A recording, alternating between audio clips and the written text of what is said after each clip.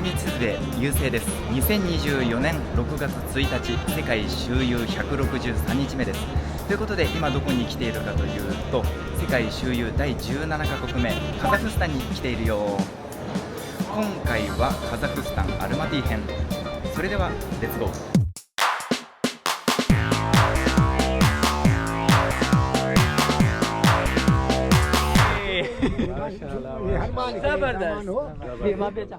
ということでカザフスタンに入国しました。入国審査何も聞かれませんでしたが、パスポートが本物かどうかめちゃめちゃチェックされた。カザフスタンの通貨はテンゲ、1テンゲは 0.35 円です。こちらで SIM カードを購入、25ギガのプランで5000テンゲ、日本円で1750円でした。速さはそんなに速くないですね。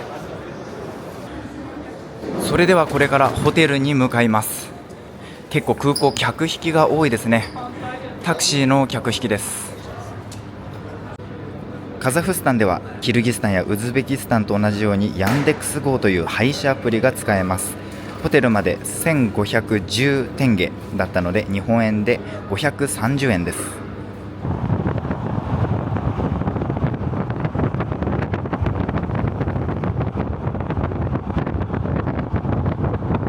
ということで今回のホテルに到着。レールウェイホテル、名前の通り駅のすぐそばにあります。8泊ブッキングドットコムで予約して24000テンゲ、日本円で8520円です。1泊あたり1065円。ドミトリーの部屋はこんな感じです。ちゃんとカーテンもあるし大きなロッカー付き。Wi-Fi のスピードも 43Mbps なので全く問題ないです。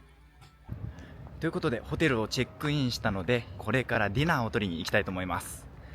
今時間が午後の7時半を過ぎてるんだけど、まだこんな感じでね、明るいですね。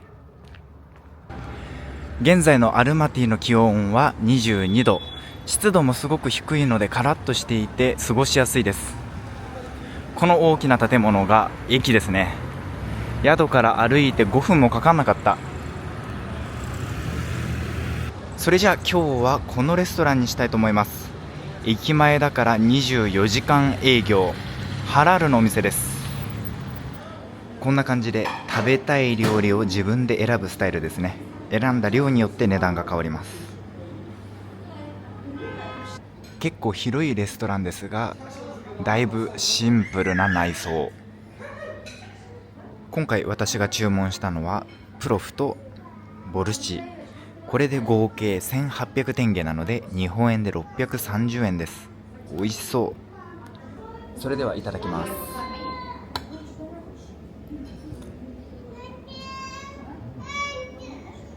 このプロフというのは炊き込みご飯みたいな感じなんだけど、結構ご飯に味が染みてて美味しいです。野菜もたっぷり、肉もゴロゴロ入ってます。ボルシチもいただきます。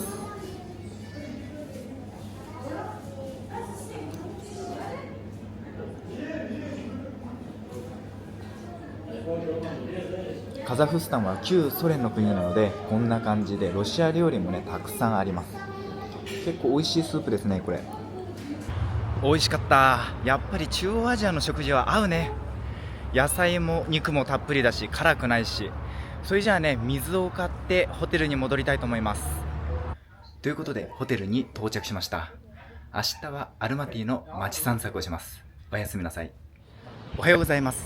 2024年6月2日世界周遊164日目です。ということで今日はアルマティの街を散策したいと思います。駅からアルマティの中心地までは少し離れているのでバスを使うんですが、バスに乗るときにカードが必要みたいなので、それをこれから買いに行きたいと思います。バスのカードが買えるところ見つかりました。カード1つ700テンゲで日本円で240円らしいです。ただ大きなお札だとなかなかね受け取ってもらえないので、今それを両替してきました。これがなかなか大変ですね。ということでバスや地下鉄で使える IC カード、オナイカードをゲットしました。これ1つ700テンゲ、日本円で245円です。こんな感じで入り口にねオナイって書いてあるところだったら購入できます。ちなみにオナイカードのチャージはこの機械からやります。ロシア語とカザフ語しかないらしいのでね、すごく分かりづらい。やっとカードにチャージができました。駅前にバス停があるんで、これでね市内に行けます。71番か2番のバス、ちょうど71番のバス来ました。This one? Now?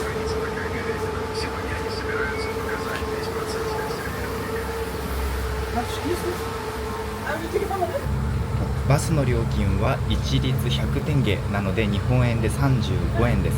最初にカードをタップします。はい、ということでアルマティの中心地にやってきました。それじゃあこれからアルマティの街を散策していきたいと思います。今日は日曜日だからでしょうか、こんな感じで道端でいろんなもの売ってますね。フリーマーケットみたいな、そんな感じですね。ここカザフスタンでは道路を渡ると必ず車が止まってくれます。歩行者優先ですね。アルマティの街はこんな感じで必ず道に街路樹があります。緑豊かで本当に過ごしやすい街です。公園にやってきました。この公園の名前は28人のパンフィロフ戦士公園です。難しい名前。こうやって街の中心地に緑がたくさんあるのはすごくいいですね。ここ28人のパンフィロフ戦士公園、第二次世界大戦の対ドイツ戦でモスクワ防衛に参戦した際に亡くなったパンフィロフ将軍と28人の戦士たちを記念した公園です。公園内にはこんな感じで決して消えることのない火が灯されています。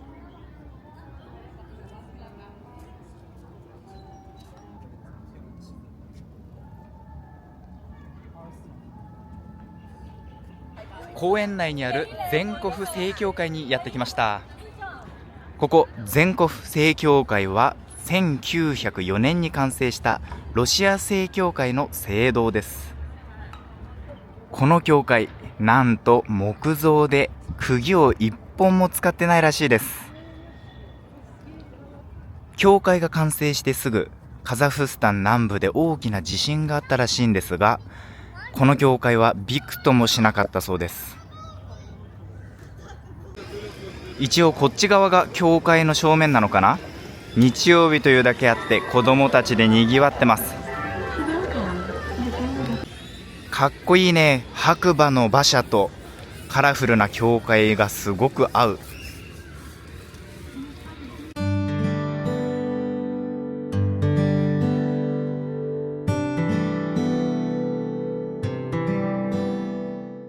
こちらにも木造のかっこいい建物。ここは国立のカザフ民族楽器博物館だそうです。この建物も釘一本使ってない建物。1908年に建設されました。残念ながら中の撮影は禁止です。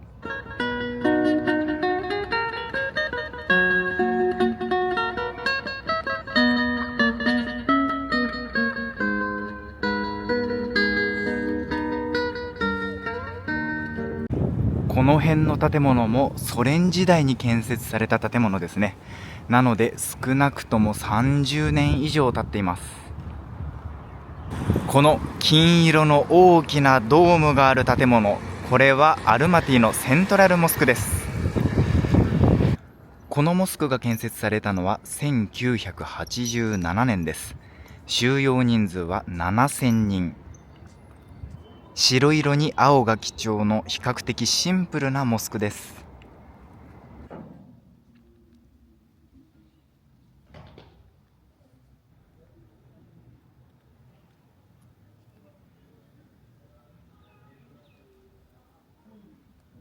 ちょうどお昼のお祈りの時間だったので一緒にお祈りしてきました。この辺りがアルマティの中心地ですね。お店がたくさんあります。しかしながらカザフスタンの面積は世界で9番目に大きいので、お店が全然密集してないです。街を歩いててもだだっ広い、そんな感じですね。この辺はおしゃれなカフェやバーがたくさんあります。こんな感じでテラス席もあってヨーロッパみたいですね。ちょっと暑くなってきたので一旦このカフェで休憩にしたいと思います。バニラハンドメイドコーヒー&バーです。店内はこのようにとてもスタイリッシュでおしゃれです。今回注文したのはこちら、アイスラテ1200テンゲなので日本円で420円。そしてチキンサンドイッチ、こちらが1400テンゲなので日本円で490円。合計2600テンゲ、日本円で910円です。それではまずはこの大きなチキンサンドイッチいただきます。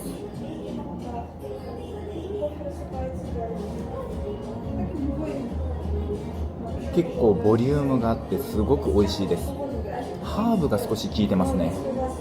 現在時刻は午後2時30分。アルマティのもう一つの観光地に行きたいと思います。アルマティ市内にはこんな感じで公園が本当にたくさんあります。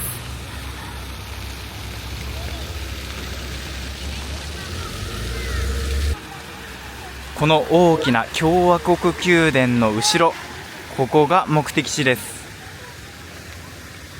ということで国トベロープウェイ乗り場に到着しました。ここから山の上に行けるんですが、並んでるね。このカウンターでロープウェイの往復チケットを購入。大人1人6000テンゲなので日本円で2100円です。結構高め。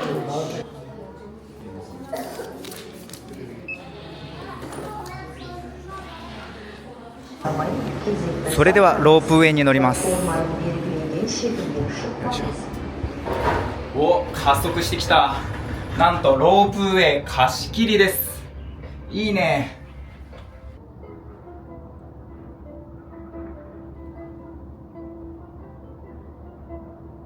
進行方向の右手にはこんな感じで雪山が見えます。美しい。ということで国トベに到着しました。ここには展望台があります。 I love 国トベ。国トベの標高は1130メートルあります。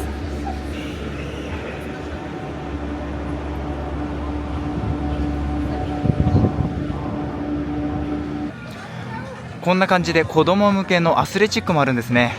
なんか面白そうだな。ここからは雪山が少し見えますね。このさらに向こうはキルギスタンです。カザフスタンで大人気のザ・ビートルズ。ちょっと顔が似てない気がしますが、写真スポットになってます。それでは麓で購入した往復チケットで下に戻ります。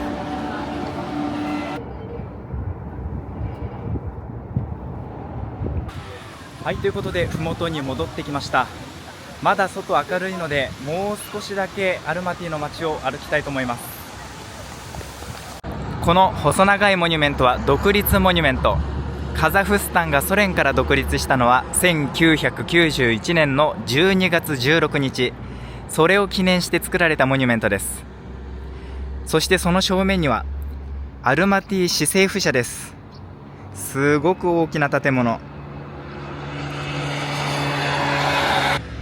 それでは今からアルマティの地下鉄に乗りたいと思います。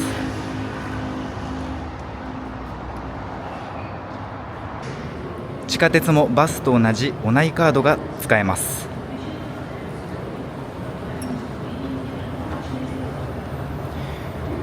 共産圏でよくある地下深くにプラットフォームがあるやつ、すごいなこれ。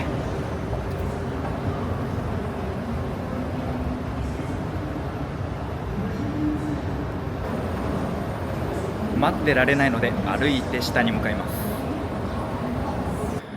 到着かと思ったらここにも階段がありました。本当に深くにあるんだね。そしてまたまた階段。これでやっとプラットフォームに到着です。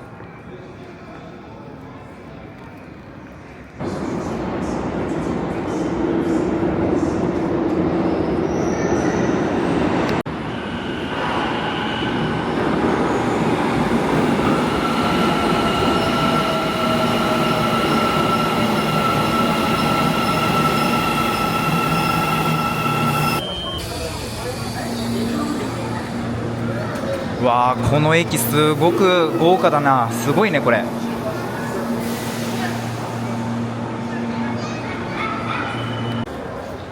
それではまた地上に戻るためにこの長いエスカレーターに乗ります。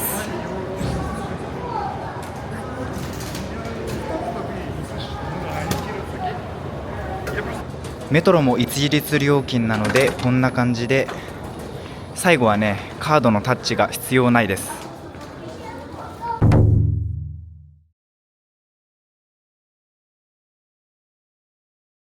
ということで全国正教会に戻ってきました。明日からまた1週間仕事があるので、今回の動画はこの辺で。次回もカザフスタンアルマティ編です。お楽しみに。というわけでぜひチャンネル登録、いいね、コメントよろしくお願いします。また次回の動画でお会いしましょう。バイバイ。